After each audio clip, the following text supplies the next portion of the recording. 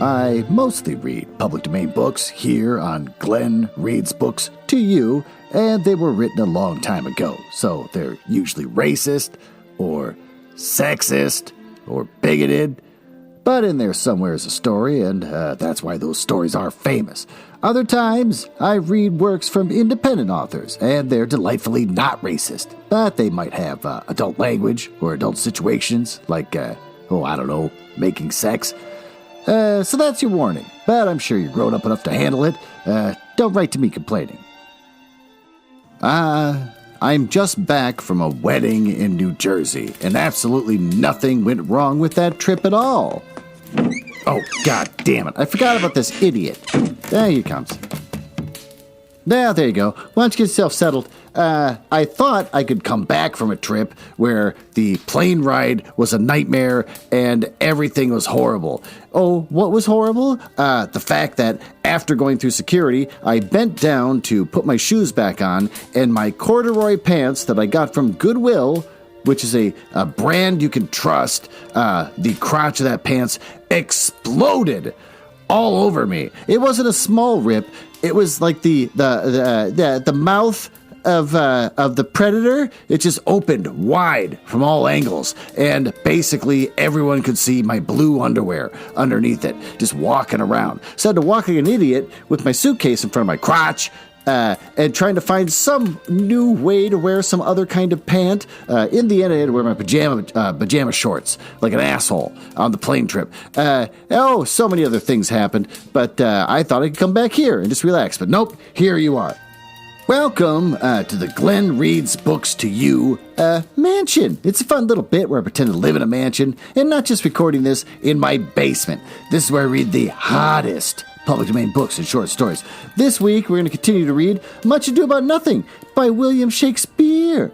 Oh, about the author, burp. William Shakespeare was baptized April 1564 because they don't know when he was born, and they just know when he was baptized. He was died the 23rd of April, 1616.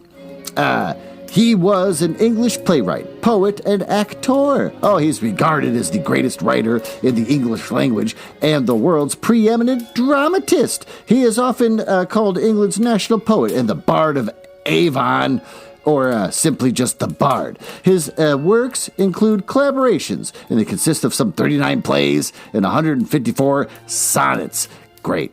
3 long narrative poems, and a few other verses, some of uncertain authorship. His plays have been translated into every major living language and are performed more often than those of any other playwright. He remains arguably the most influential writer of the English language, and his works continue to be studied and reinterpreted. Reinterpreted? I said that fine. Want to hear a fun fact? Sure.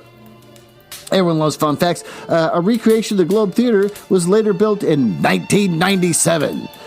Sam Wanamaker first proposed rebuilding the Globe in 1970, but he ran into complications because trying to rebuild it true to the original Globe, which burned down in a big fire, it's a lot of wood. So England says, we're not doing wood again.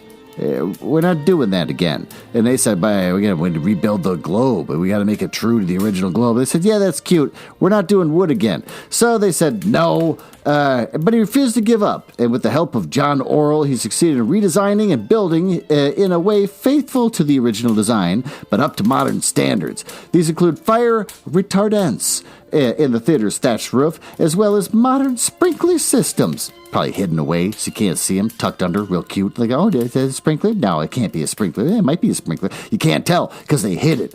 For additional safety, the theater only offers 873 seats for the audience, but another 700 people can stand in the yard around the theater set. The recreated theater also includes a modern gift shop. Didn't have that back in his day. Never thought about that back then. We know about that now. A lobby, a restaurant, and a visitor center.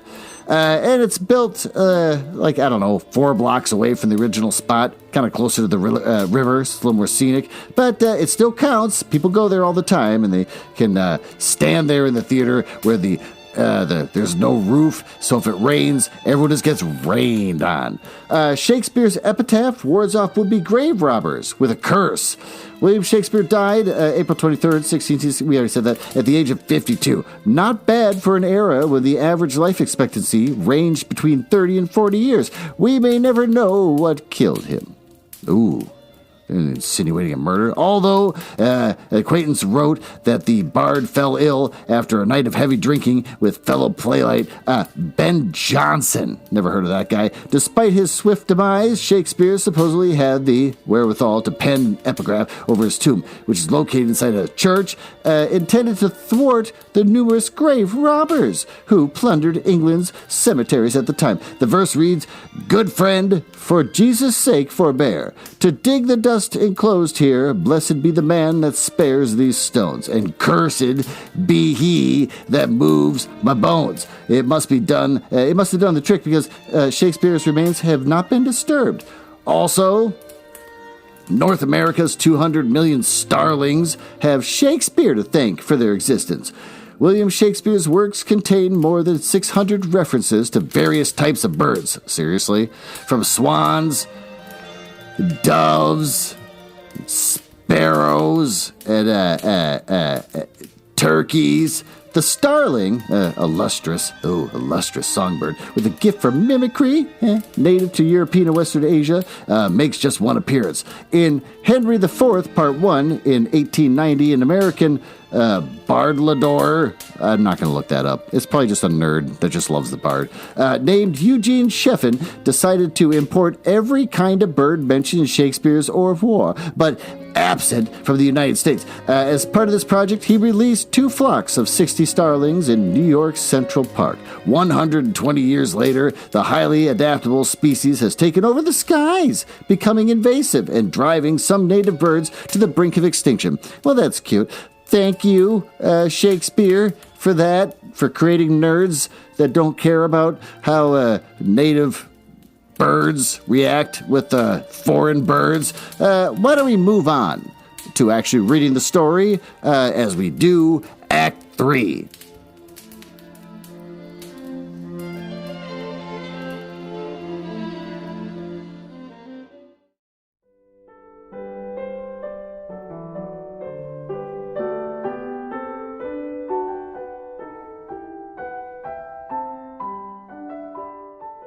Well, now that you're all settled here in my house, I'm going to kind of review what we're about to read, just so you can kind of understand what's going on, because the way people spoke back then was horseshit. In Leonardo's garden, Hero prepares to trick Beatrice into believing that Benedict is in love with her. She's got her waiting women there, Margaret and Ursula, to help her out, and just like Don Pedro's plan, they're all going to sit around and gossip about it and hope she overhears. Hero says, really loudly, that Don Pedro told her that Benedict is in love with her, and Ursula says that she should go tell Beatrice, but that she says that Beatrice is too much of a snot to listen to someone telling her about their quote-unquote feelings, so it's better just let Benedict waste away. Ursula says no, Beatrice is too intelligent and sensitive to reject him, plus Benedict is hot. Hero concurs. Then they run off to try on wedding dresses, winking at each other the whole time while they run off. Beatrice, like Benedict, is shocked, and she decides to take pity on him and return his love. Act 3, Scene 1. Enter Hero, Margaret, and Ursula. Hero, "Aye, good Margaret, run thee to the parlor. There shalt thou find my cousin Beatrice proposing with the prince and Claudio. Whisper her ear and tell her I and Ursula walk in the orchard, and our whole discourse is all of her. Say that thou overheardest, and bid her steal into the pleached bower," not looking that up, "where honeysuckles ripen by the sun. Forbid the sun to enter, like favorites made proud by princes, that advance their pride against the power that bred it. There will she hide to listen, our purpose. This is thy office. Bear thee well in it, and leave us alone. Margaret, I'll make her come. No, I warrant you presently. Hero, oh, now Ursula, when Beatrice doth come, as we do trace this alley, up and down, our talk must be only of Benedict. When I do name him, let it be thy part to praise him more than ever man did merit. My talk to thee must be how Benedict is sick in love with Beatrice. Of this matter is little Cupid's crafty arrow made. That only wounds by hearsay. Enter Beatrice behind. Now begin, for look where Beatrice, like a lapwing, runs close by the ground to hear our conference. Ursula, aside to Hero, the pleasantest angling is to see the fish cut with her golden oars. You see what I'm doing here? The silver stream, and greedily devour the treacherous bait. So angle we for Beatrice, who even now is couched in the woodpine coverture. Oh, fear you not, a part of my dialogue. Hero says to Ursula, and then we go near, and her ear lose nothing of the false sweet bait that we lay for. They're still going with the fish thing. And they approach the bower. No, truly, Ursula, she is too disdainful. I know her spirits are as coy and wild as haggards are of the rock. But are you sure that Benedict loves Beatrice so entirely? Oh, so says the prince and my new trothed lord. And did they bid you tell her of it, madam? Oh, they did entreat me to acquaint her of it, but I persuaded them, if they love Benedict, to wish him wrestle with affection, and to never let Beatrice know of it. Why'd you do so? Doth not the gentleman deserve as full a fortune in a bed as ever Beatrice shall couch upon? Oh, God of love, I know he doth deserve as much as she may yield to a man, but nature never framed a woman's heart a prouder stuff than that of Beatrice. Disdain and scorn ride sparkling in her eyes. Misprizing what they look on. What the hell's misprizing? Right, fine. I'm looking up misprizing now. It's not gonna give me anything.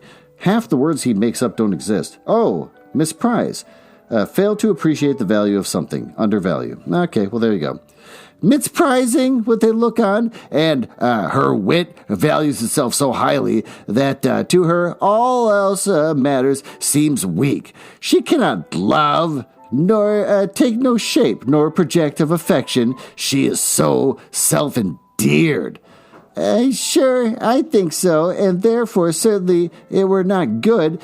She knew his love, lest she make sport at it.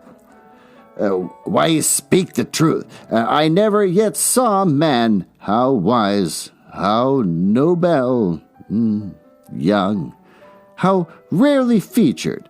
Oh, but she would spell them all backwards. It's a fair face that she would swear the gentleman should be her sister, if black, why, nature, drawing of an antic, made a foul blot, if tall, a lance ill-headed, if low, an agate, very vilely cut. If speaking, why, a vein blown with all winds. If silent, why, a block moved with none. So turns she every man the wrong side up. And she never gives to truth the virtue that with simpleness would merit purchaseth. I'm not looking that up. Ursula, sure, such carping is not commendable. No, not to be so odd and from all fashions as Beatrice is, cannot be commendable. But who dares tell her so? Oh, if I should speak, she'd mock me into air. She would laugh me out of myself, press me to death with wit. Therefore, let Benedict, like covered fire, consume away in size and waste inwardly. It were a better death than to die with mocks, which is as bad as die with tickling. Yet tell her of it. Hear what she'll say. Oh, no. Rather, I will go to Benedict and counsel him to fight against his passion. And truly, I'll devise some honest slanders to stain my cousin with. Oh, one doth not know how much ill word my impoison liking, whatever. Do not do your cousin such a wrong. She can't be so much without true judgment, having so swift and excellent wit as she is prized to have, as to refuse so rare a gentleman as Signor Benedict. He's the only man of Italy. always accepted, my dear Claudio. I pray you, be not angry with me, madame. Speaking my fancy, Signor Benedict, for shape, bearing, argument, and valor, goes foremost in report through Italy. Indeed, he hath an excellent good name. His excellent did earn it. Ere he had it. When are you married, madam? Oh, why, every day. Tomorrow. Come in. I'll show you some attires, and have thy counsel, which is best to furnish me tomorrow. They move aside from the bower. Ursula, aside to Hero. She's limed. I warrant you, we've caught her, madam. If it proves so, then loving goes by haps. I'm not looking that up. Some Cupid kills with arrows, and some with traps. Beatrice, coming forward from behind the bushes, like Homer Simpson, except the other way. What fire is in my ears? Can this be true? Stand I condemned for pride, and scorn so much? Oh, contempt! Farewell, and maiden pride, adieu. No glory lives behind the back of such. And Benedict, love on. I will requite thee, taming my wild heart to thy loving hand. If thou dost love, my kindness shall incite thee to bind our loves up in a holy band. For others, say thou'st deserve, and I believe it better than reportingly. Next up, meanwhile, Don Pedro, Claudio, and Leonato are making fun of Benedict about how he never wanted to get married. Benedict says he's changed, and that the others agree and say that he's quieter now. They start picking on him about how he must be in love, so Benedict takes Leonato aside to, tell him love secrets. And while they're all talking, Claudio and Don Pedro are just kind of standing around when all of a sudden Don John comes out of nowhere saying that Hero's a whore. He says that he's got proof, but they got to come with him tonight outside Hero's window and just watch her make sex with someone. Claudio, being an idiot, says that if he sees her doing that, he's going to publicly disgrace her during the wedding ceremony because he is a spaz. Don Pedro, who you think isn't so gullible, actually turns out to be an idiot too, and he agrees that he'd help do it. Scene 2. Enter Don Pedro, Claudio, Benedict, and Leonato. Don Pedro, I do but stay till your marriage be consummate, and then I go toward Aragon. Claudio, I'll bring you thither, my lord, if you'll vouchsafe me. Don Pedro, oh, nay, that would be as great as a soil in the new gloss of your marriage, as to show a child his new coat and forbid him to wear it. I will only be bold with Benedict for his company. For from the crown of his head to the sole of his foot, he is all mirth. Oh, he hath twice or thrice, cut Cupid's bowstring. There's a lot of Cupid talk here. And the little hangman dare not shoot at him. He hath a heart as sound as a bell, and his tongue is the clapper for what his heart thinks. His tongue speaks. Benedict. Gallants, I am not as I have been. Leonato. So say I. Methinks you're sadder. Claudio, I hope he be in love. Don Pedro, hang him, truant.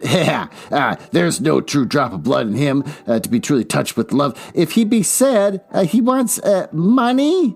Benedict, I have a toothache. Don Pedro, draw it. Benedict, hang it. Claudio, you must hang it first and draw it afterwards. Don Pedro, what, sigh for a toothache? Leonato, where is but a humor or a worm? Benedict, well, everyone can master a grief, but he has, that has it. Claudio, yet say I, he is in love. Don Pedro, there is no appearance of fancy in him, unless it be a fancy that he hath to strange disguises, as he is to be a Dutchman today, a Frenchman tomorrow, or in the shape of two countries at once, as a German from the waist downward, all slops, and a Spaniard from the hip upward, no doublet. This is weird. Unless he have a fancy to his foolery, as it appears he hath, he is no fool for fancy, as you would have it appear that he is. Claudio. If he's not in love with some woman, there is no believing old sons. He brushes his hat o' mornings. What should he bode? Don Pedro. Hath any man seen him at the barber's? Claudio. No, but the barber's man hath seen with him, and the old ornament of his cheek hath already stuffed tennis balls. This is getting weird. Leonardo, indeed, he looks younger than he did, by the loss of a beard. Don Pedro. Nay, he rubs himself with a civet, and you can smell him out by that. Claudio. Oh, that's as much as say, the sweet youth's in love. Don Pedro. Oh, the greatest note of his melancholy. When was he wont to wash his face? Yea, or paint himself, for which I hear that they say of him. Claudio. Nay, but his jesting spirit, which is now crept into a lute string, and is now governed by stops. Indeed, that tells a heavy tale for him. Conclude. He is in love. Nay, but I know who loves him. Oh, that I would know too, I warrant. One that knows him not. Yes, but his ill conditions, and despite all of this, dies for him. He should be bared his face upwards. Benedict jumps in. Yet, this is no charm for a toothache. Old Signor, walk aside with me. I have studied 8 or 9 wise words to speak with you, which these hobby horses must not hear. Exit Benedict and Leonardo. Finally, we're like 4 people. I have to say their names every time they talk. This is getting ridiculous. So now we're just down to 2. This is great. Don Pedro, for my life to break with him about Bertrice. Claudio, oh, 'tis even so. Hero and Margaret have by this played their parts with Beatrice, and then the 2 bears will not bite one another when they meet. Ha. Enter Don John. Damn it, now it's 3 people. Don John, my lord and brother, God save you. That's a weird way to enter. I've never done that. Just walked into a meeting with people and just be like, ha, God save all of you. Don Pedro, good e'en, brother. Don John, if your leisure is served, I would speak with you. In private, if it please you, yet Count Claudio may hear for what I would speak if it concerns him. What's the matter? To Claudio, Don John says, means your lordship to be married tomorrow. Don Pedro, you know he does. Don John, I know that. And when he knows what I know. Claudio, if there be any impediment, pray discover it. Don John, you may think I love you not. Let that appear hereafter, and aim better at me. By that I now will manifest. For my brother, I think, holds you well, and in dearness of heart hath holp to effect your ensuing marriage. Surely suit ill spent and labor ill bestowed. Don Pedro, why, what's the matter? Don John, I come hither to tell you, and circumstances shortened, for she has been too long a talking of, the lady's disloyal. Claudio, who? Hero? Even she. Leonardo's hero, your hero, every man's hero. Disloyal? The word is too good to paint on her wickedness. I could say she were worse. Think you of a worse title, and I will fit her into it. Wonder, not till further warrant. Go but with me tonight, and you shall see her chamber window entered, even the night before her wedding day. If you love her then, tomorrow wed her. But it would be better to fit your honor to change your mind. Claudio, Don Pedro, may this be so? Don Pedro, I will think it. And not think it. Don John, if you dare trust what you see, confess not that you know. If you will follow me, I will show you enough. And when you have seen more and heard more, proceed accordingly. Claudio, if I see anything tonight, why, I should not marry her. Tomorrow in the congregation where I should be wed, I will shame her. Don Pedro, and if I wooed for thee to obtain her, I will join with thee to disgrace her. Don John, I will disparage her no further till you are my witnesses. Bear it coldly, but till midnight, and I will let the issue show itself. Don Pedro, Day untowardly turned. Claudio. Oh, mischief strangely thwarting. Don John. Oh, plague right well prevented. So will you say when you have seen the sequel. I love when he does that. It's kind of like when someone gets killed in Hamlet. They go, oh, I have been murdered. I'm worm meat. But here, Claudio goes, oh, mischief strangely thwarting. That's awesome. Outside Leonato's house, the policemen of Messina, called the Watch, hang out and just banter. Dogberry, which is a great name, the head constable, and Verges, his deputy, show that they take their job seriously, but they're also idiots. Dogberry tells the group to keep a good eye on Leonato's house because of the marriage tomorrow and things need to go smoothly. When he and Verges leave, the guards just lay down to go to sleep. Baraccio and Conrad show up and talk about the stunt they just pulled in front of the guards without even knowing that they were sitting there sleeping and listening. They were talking about how he made sex with Margaret, Hero's maid, while she was dressed in Hero's clothes, which I'm sure Hero's maid... why would you want to make sex with a guy that's got this weird fetish of having sex with someone else? They got Don Pedro and Claudio to see it, and so the watchmen jump out, and they arrest the guys. Scene 3.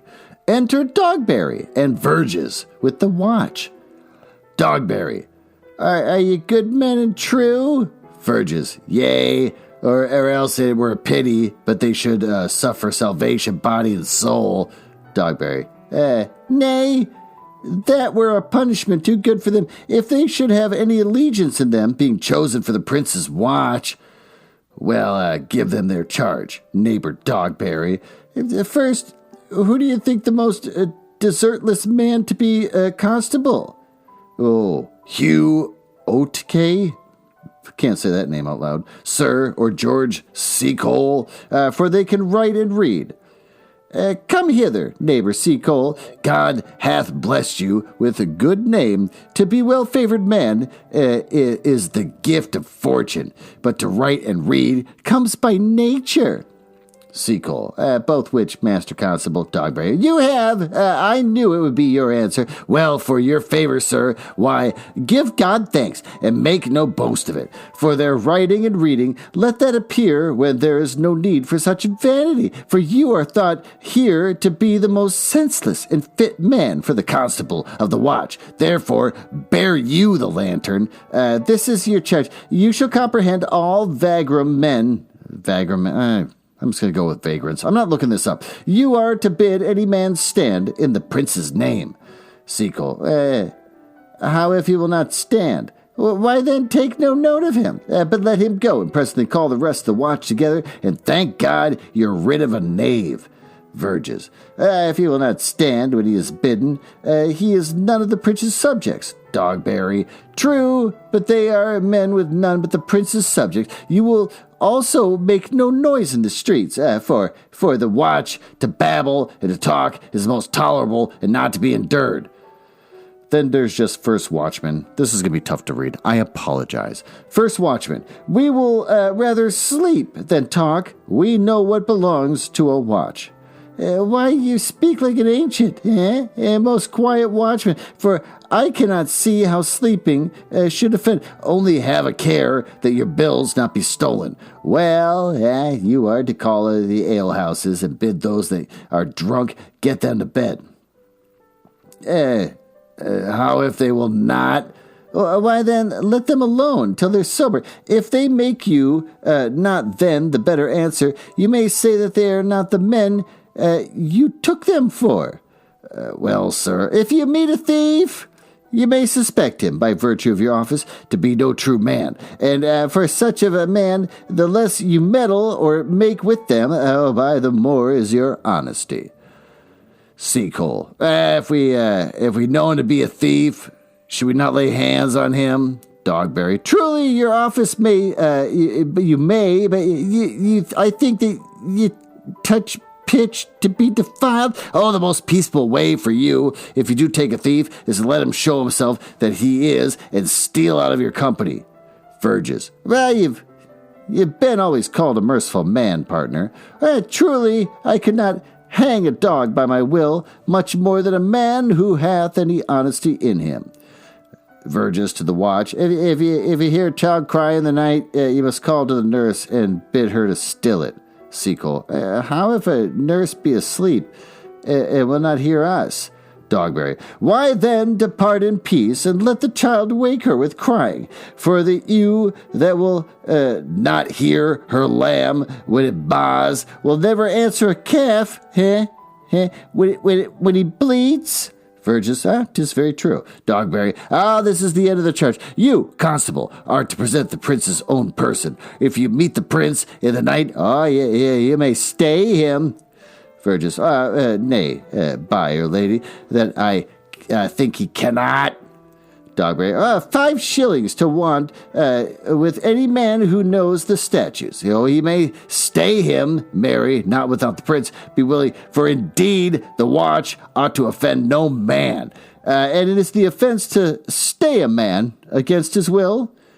Verges, byre lady, I think it be so. Well, masters, good night. And there be any matter of weight chances, call me up. Yeah, keep your fellows' counsel in your own, and good night, come neighbor.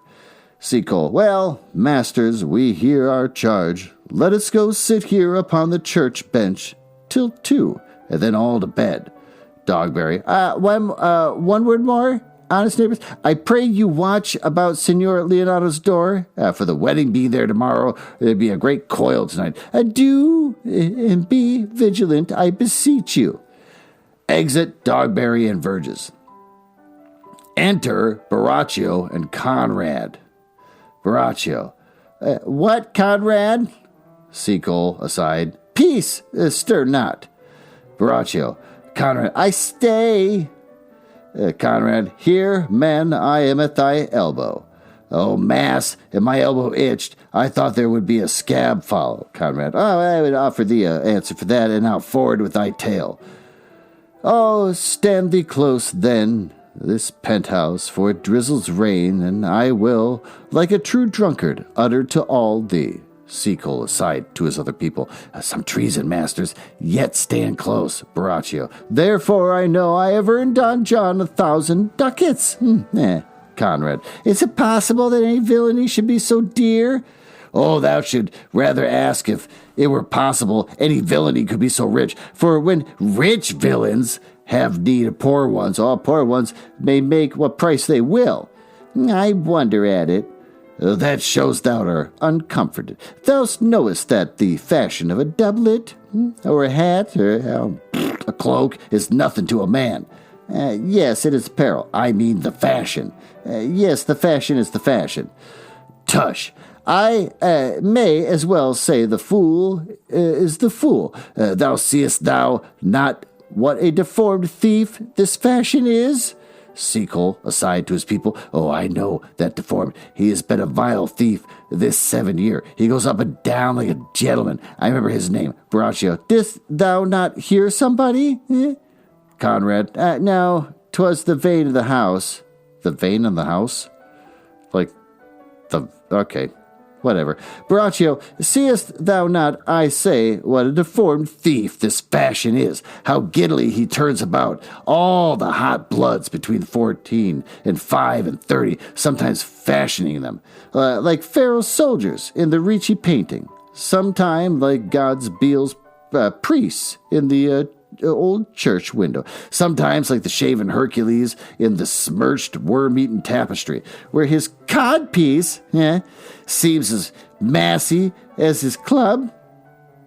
Now, all I see is that this fashion wears out more apparel than the man, but thou art not thyself giddy with fashion too, that thou hast shifted out of thy tale into telling me of the fashion. Not so, neither, but know that I have tonight wooed Margaret, the Lady Hero's gentlewoman, by name of Hero. She leans me out of her mistress's chamber window, bids me 1,000 times good night, and I tell this tale vilely. I should first tell thee how the Prince Claudio and my master, planted and placed and possessed by my master Don John, saw afar off in the orchard this amiable encounter.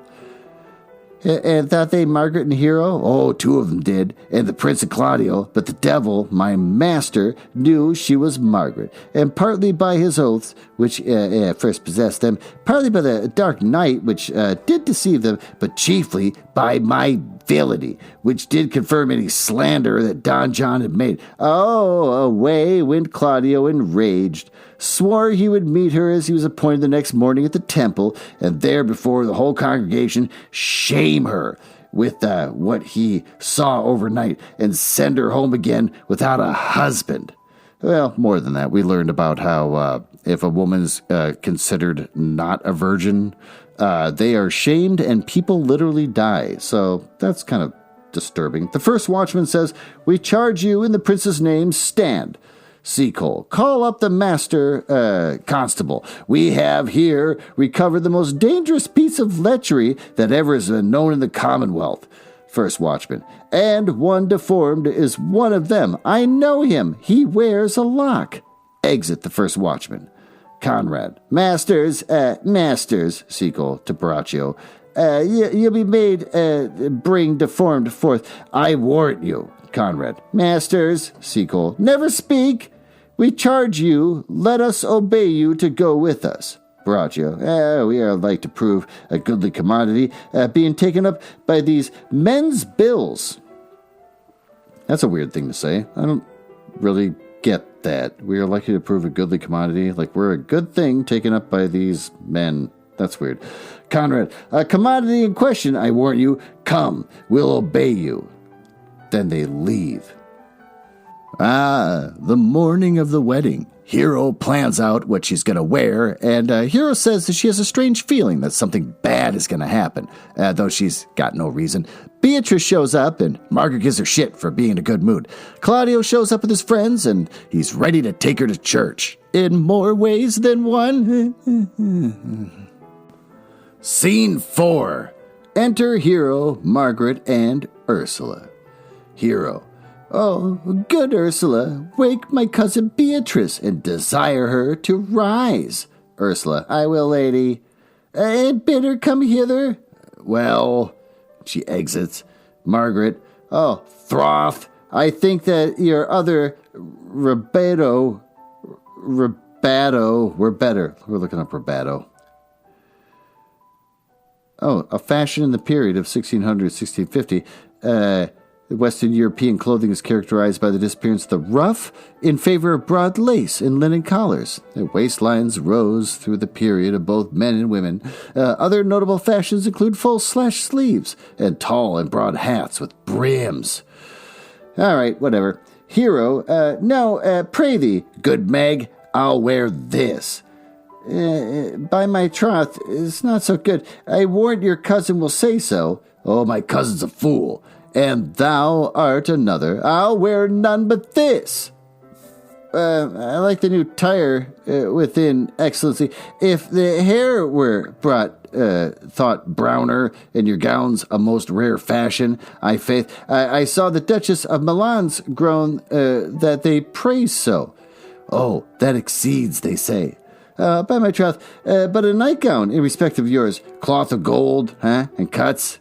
And lace with silver, set with pearls, and down sleeves.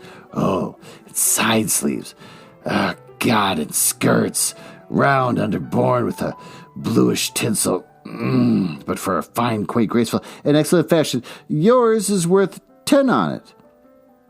Well, God give me joy to wear it, for my heart is exceeding heavy. Yeah, well, 'twill be heavier soon by the weight of a man. You get what I'm saying there? Fie upon thee. Art thou not ashamed? Of what, lady? Of speaking honorably? Is not marriage honorable in a beggar? Is not your lord honorable without marriage? I think that you would have me say, saving your reverence, a husband, and a bad thinking, not rest true speaking. I'll offend nobody. Is there any harm in, quote, heavier for a husband, unquote? None, I think, and it be the right husband and the right wife. Otherwise, 'tis light and not heavy. Ask my lady Patrice else. Here she comes. Enter Patrice. Hero. Good morrow, cuz. That's cuz with a Z, C-O-Z. That's kind of cool. Patrice, good morrow, sweet hero. Why, how now? You speak in a sick tune. I'm all out of tune, methinks. Claps into light of love. That goes without a burden. Do you sing it? And I'll dance it. Whatever that's supposed to mean. Ye light of love with your heels. Then, if your husband have stables enough, you will see he lacks no barns. Oh, illegitimate construction.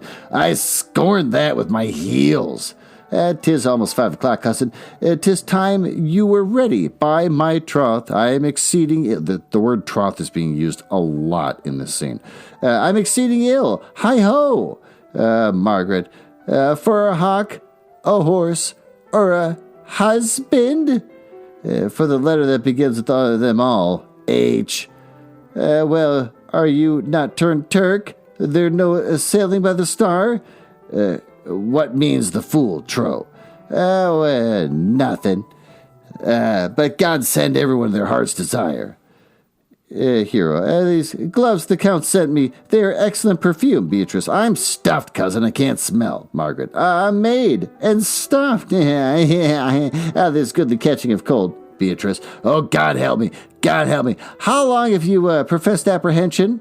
Margaret, even since you left it, doth not my wit become me rarely? It's not seen enough. You should wear it in your cap. By my troth, I'm sick. They're saying troth too much.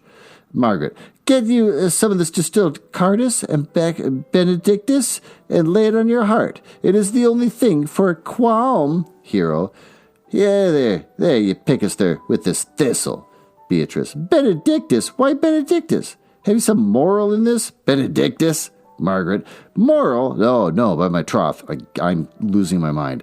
I have no moral meaning. I meant plain, holy. I'm going to look up troth. I got to find out why they're saying it so much. Troth, faith, loyalty when pledged to a solemn agreement, undertaking. Okay, fine. Moral? No, by my troth, I have no moral meaning. I meant plain, holy thistle. You may not think, perchance, that I think you are in love. Nay, byred lady, that I am not such a fool to think that while I list, nor I list not to think what I can, nor indeed I cannot think, if I would think my heart out of thinking, And if you are in love, or that you will be in love, that you can be in love. Yet Benedict was such another, and now is he become a man. He swore that he would never marry, and yet now, in despite of his heart, he eats his meat without grudging.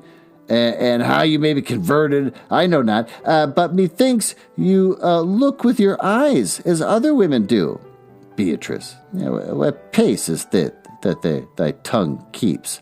Margaret, was not a false gallop. Ursula walks in the room. Ursula says, Madam, withdraw. The prince, the count, Signor Benedict, Don John, and all the gallants of the town are come to fetch you to church. Hero, help me dress. Good cuz, with a Z. Good Meg and good Ursula. And lastly, Leonardo prepares to get in that church when suddenly Dogberry shows up with Verges. They try to explain what they learned about the fake hero sex, but they're so long-winded and annoying that Leonardo doesn't really understand what he's talking about and just wants to head in for the wedding. So Dogberry goes back to question the turds himself. Scene 5. Enter Leonardo with Dogberry and Verges. Leonardo, what would you with me, honest neighbor? Dogberry, marry, sir, I would have some confidence with you that discerns you nearly. Leonardo, oh, brief, I pray you, for you see, it is a busy time for me. Marry, this it is, sir. Verges, yes, in truth it is, sir. Leonardo, what is it, my good friends? Dogberry, Goodman Verges, sir, speaks a little off the matter. An old man, sir, and his wits are not so blunt as, oh, God help, I would desire they were, but in faith honest as the skin between his brows? Yeah. Verges, yes, I thank God, I'm as honest as any living man, that is an old man, and I no honester than I. Dogberry, comparisons are odorous. Palabras, neighbor, Verges.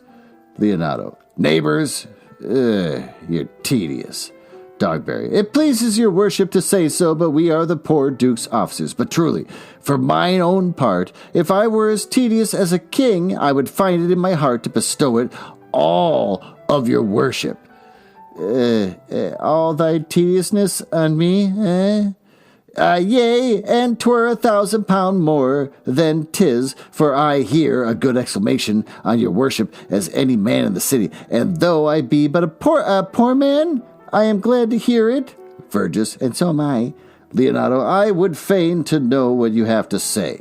Marry, sir, our watch tonight, accepting your worship's presence, has taken a couple as errant knaves as any in Messina. Dogberry, a good old man, sir, will be talking, as they say, when the age is in, the wit is out. And God help us, it is a world to see. Well said, I faith, my neighbor Verges. God's a good man. And 2 men ride of a horse, and 1 must ride behind, an honest soul. I faith, sir, by troth, he is as ever broke bread, but God is to be worshipped. All men are not alike. Alas, good neighbor. Leonardo, indeed, neighbor, he comes too short of you. Oh, gifts that God gives. I must leave you. One word, sir. Our watch, sir, have indeed comprehended 2 auspicious persons, and we should have them this morning examined before your worship. Take their examination yourself and bring it to me. I am now in great haste, as it may appear unto you. Oh, it shall be a suffrages. Drink some wine. Here you go. Fare you well. Enter a messenger. Again, the messengers just kind of walk in randomly and weirdly. My lord, they say for you to give your daughter to her husband. I'll wait upon them. I am ready. Exit Leonardo and the messenger. Dogberry, oh, go, good partner, go. Get you to Francis Seacole. Bid him bring his pen and inkhorn to the jail. We are now to examination these men. Verges, and we must do it wisely. Oh, we'll spare no wit for it, I warn you. Here's that shall drive some of them none come, only to get thee learned. Rider to set down our communication and meet me at the jail.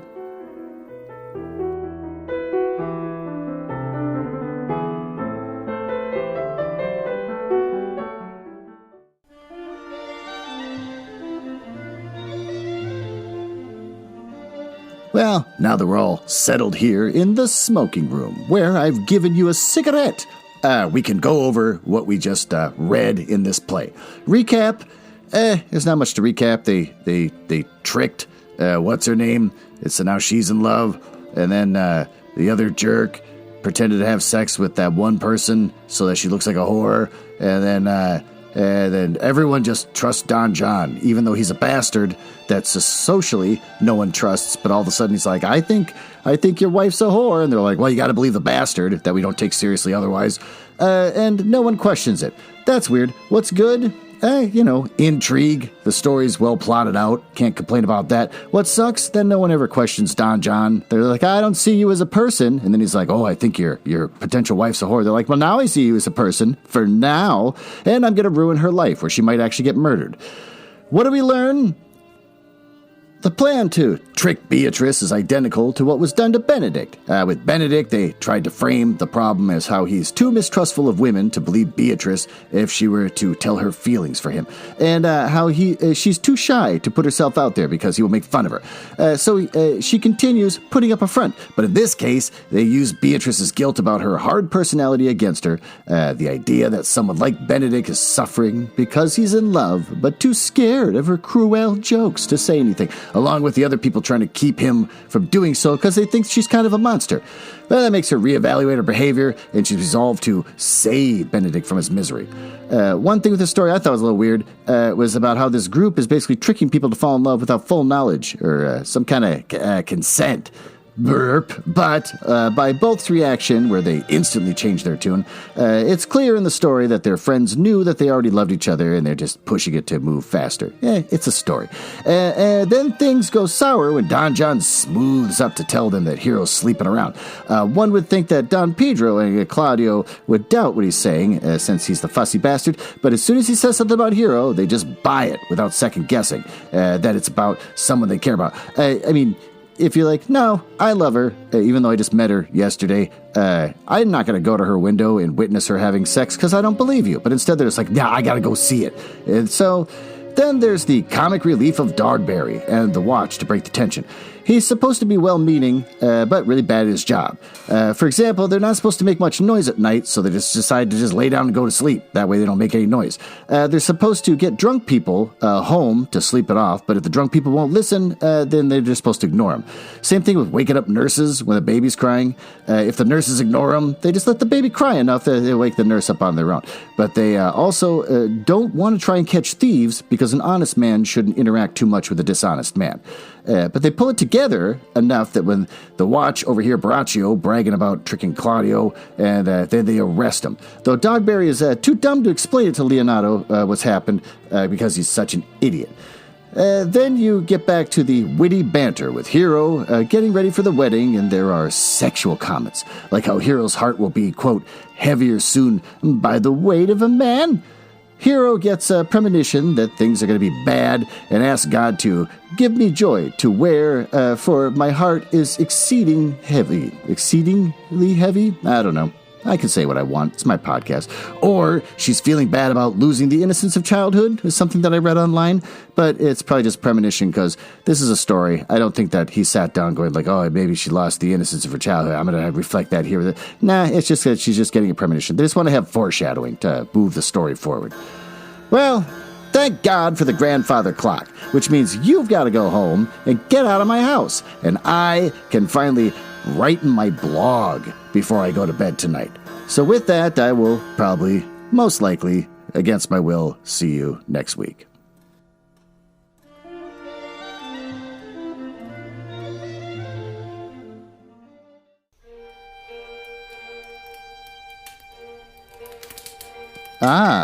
Well, it appears you found me in the part of the podcast I hate the most, where I tell you all about the places on the internet where you can find me. You can tell I hate this because of the sound effects making it sound like a stormy night in the drawing room of the damned. Now, there's that. Are you cool? I like cool people. It's the reason why I got involved in this business to begin with, just to meet cool people, not losers. So if you're cool, feel free to go over to my website, nuzzlehouse.com, which basically just points you to Mastodon. Why did I go all in with Mastodon? I have no idea. But if you go there, it'll point you to my link tree where you can listen to episodes, which is confusing and meticulous. But if you want to go to just my link tree, which is linktr.ee/Nuzzlehouse, it'll point you to all the rest of my shows, like Glenn reads books to you, which you're listening to right now, Gestating the Curious Mind, where my wife and I write paranormal smut and then publish it on Amazon, and also Nuzzlehouse's CBS Radio Mystery Theater, where we basically create our own episodes of Radio Mystery Theater, a show from the 70s, because they don't make them anymore. Damn it, we want to hear something new. Oh, I'm also on Instagram, something that I try to use but dislike, which is Instagram.com/HouseNuzzle. And the lesser now, thanks to Elon Musk, Twitter. Used to be my home, and now I can't stand it, which is Twitter.com/HouseNuzzle. And since I think you might be cool, you can always just email me directly, glenn.nuzzles@gmail.com. But don't email if you're a nerdling or a dork. Now, back to business. Can't believe I drank all of them already. There's got to be one left.